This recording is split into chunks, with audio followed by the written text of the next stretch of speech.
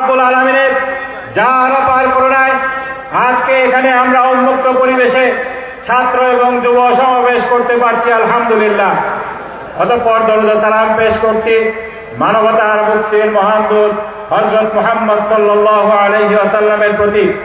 আমি আরো স্মরণ করতে চাই আমাদের মুরব্বী, বাংলাদেশের অবিসংবাদিত নেত্রী বেগম খালেদা জিয়াকে, যার নেতৃত্বে ফ্যাসিবাদ বিরোধী, ভারতীয় আধিপত্যবাদ বিরোধী 4 দলীয় ঐক্যজোট হয়েছিল।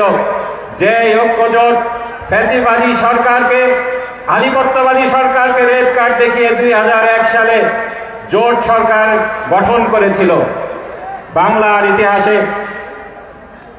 সেই অবিস্মরণীয় নেত্রীকে, আপোষহীন নেত্রীকে, যিনি আধিপত্যবাদকে চোখে চোখ রেখে কথা বলতে পারতেন, সেই নেত্রীকে বাংলার জনগণ চিরদিন স্মরণ করবে। সেই নেত্রী আজকে অসুস্থ অবস্থায় হসপিটালে চিকিৎসাধীন আছেন, তার জন্য প্রাণ খুলে দোয়া করি।